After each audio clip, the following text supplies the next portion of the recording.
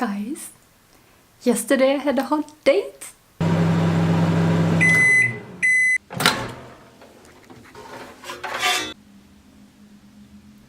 Ooh, hot. It was alright.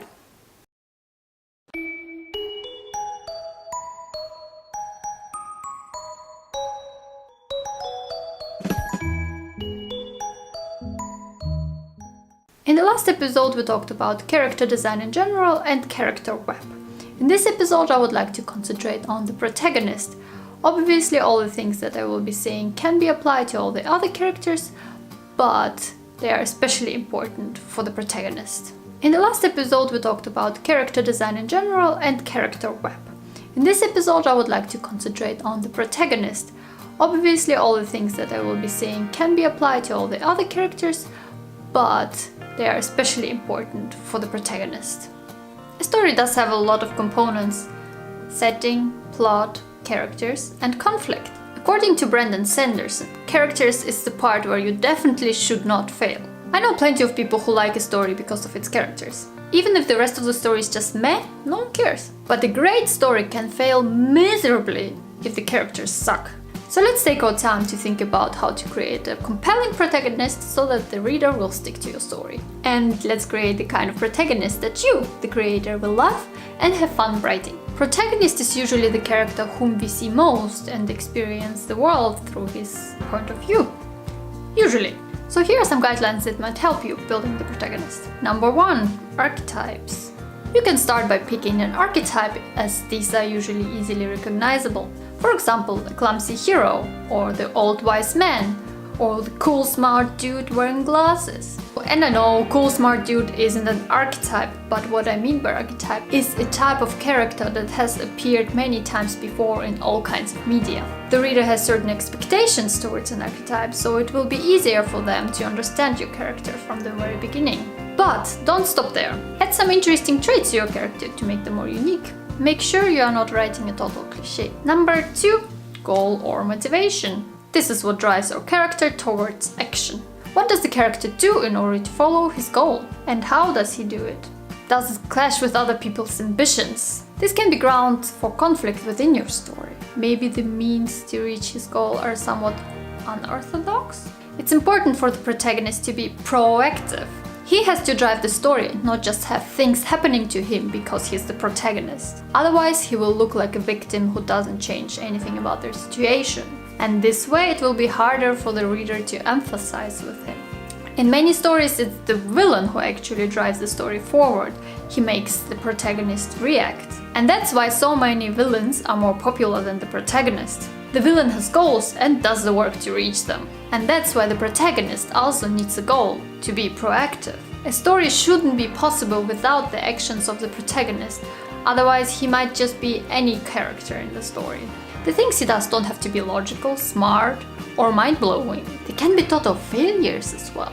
They can actually make the situation even worse, which can create a lot of drama, action, or funny moments, and so on. Or your protagonist can be a very passive person in the beginning, and this is their flaw, and it's a flaw that they have to overcome. They will have to learn how to take action and how to change the situation that they are in. So the protagonist can start off as a passive character, but he shouldn't stay that way. Number 3.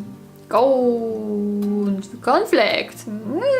Conflict. It's something that stands in the way of the hero and prevents him from reaching his goal. It could also be a person, say the antagonist. It can be an outer obstacle, like, let's say, a distance, or it can be an inner one, like a phobia. Most interesting stories have both. Conflict is the engine of your story. If there is none, then you don't have a story. Let's say Bob has to bring a ring to a volcano. He jumps on a giant eagle, flies to the mountain, and drops off the ring. It's a rather short story and not exactly fun. But if Bob has a long way to go and whole armies and monsters standing in his way, that can become an epic story. In case you haven't noticed, I was referencing The Lord of the Rings. By overcoming obstacles or the obstacle, your hero grows, or breaks down and gets up again. Sometimes they even die. Make your heroes suffer. Number 4. Strength. What makes your hero special? Why is he the protagonist and not someone else? Your hero can be a totally normal person, but he never gives up, and that's his strength. There are so many traits to choose: reliability, physical strength, wits, optimism, magical powers, or they are really good with animals. No matter what you choose to counterbalance the strength, you need a number 5, weakness. It actually kind of overlaps with the conflict part, because the weakness is something that prevents the protagonist from reaching his goal. For example, your hero has to find the treasure underneath the sea, but is claustrophobic and can get on a submarine. Or he is terrible at working with others, but there is no way of him reaching his goal alone. A weakness is important as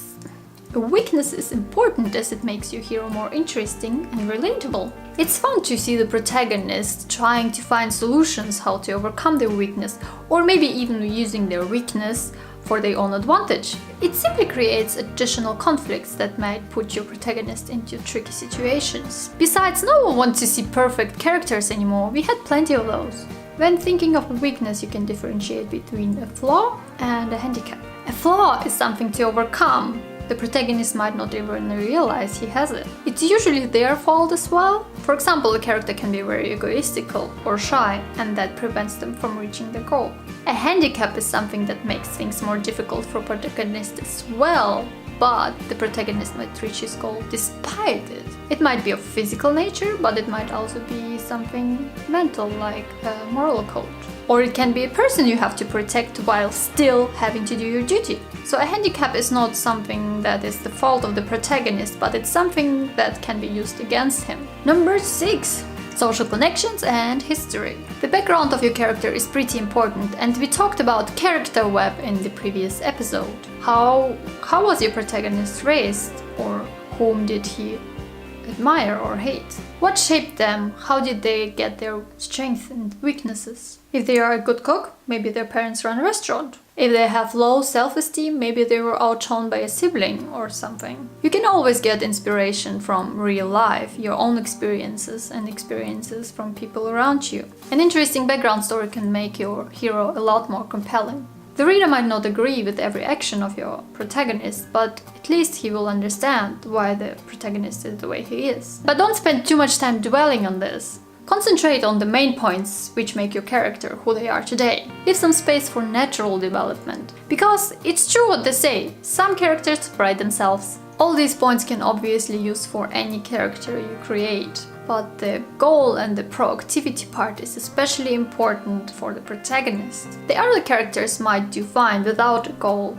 but your protagonist might turn out pretty annoying and hard to believe if he doesn't have one. So okay, talking about all these character traits, and who cares about that? Let's talk about the visuals. You can design your protagonist however you like, but try to pick the kind of design that feels pretty comfortable to you, because you will have to draw this character over and over again and you have to enjoy it, otherwise you might give up the story before you even finish it. Again, don't put in too many details, because you have to draw them again and again and again and again and again and again and again. But don't torture yourself. Create a character sheet to help you familiarize with your protagonist. You should draw your character from various angles, full body as well as some close-ups.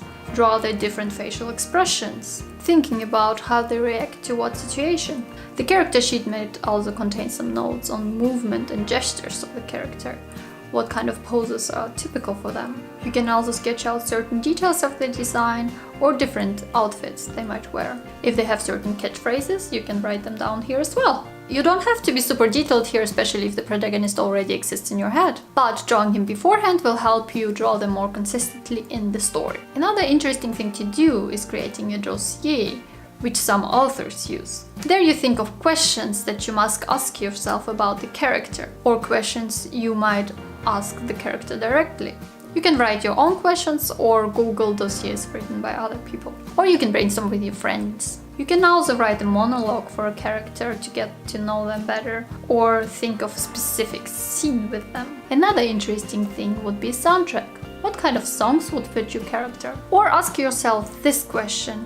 I got it from one of Sanderson's lectures. Why doesn't your character fit the role they've been put in? Let's say a policeman who is expected to do the right thing all the time, but he just doesn't give a...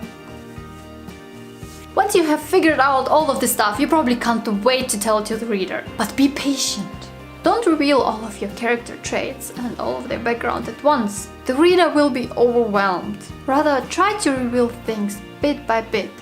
This way you can build tension, surprise the reader and break their expectations. I personally love my protagonist Evolv, even though I still haven't totally figured her out. So I can't wait to get to certain points in the story where she will have to make hard decisions. And sometimes I think I know how it will go, but it might happen quite differently. This YouTube series has been quite a positive experience for me so far. As I write these episodes and do my research, I can apply things I learned straight to my work. Lots of things I knew before, either by learning or pure instinct. But a lot I didn't know. It also made me realize, even if there are all these rules in storytelling, there are stories out there who break a lot of these rules, but still are interesting and inspiring. Does it mean we shouldn't really learn these rules? No, because you can actually break them effectively if you know what they are. Again, storytelling is a skill that has to be learned. So let's continue learning together. So what are your favorite kind of protagonist? Or when you create your protagonist, what do you pay attention to? Tell me in the comments below. If you found this video interesting, then press the thumbs up button. And if you'd like to learn more about visual storytelling, then subscribe to my channel and press the notification button. You can also follow me on my social media like Twitter, Instagram, Animix and Facebook. And you can read my manga and other me online for free. All of the links can be found in the description box below.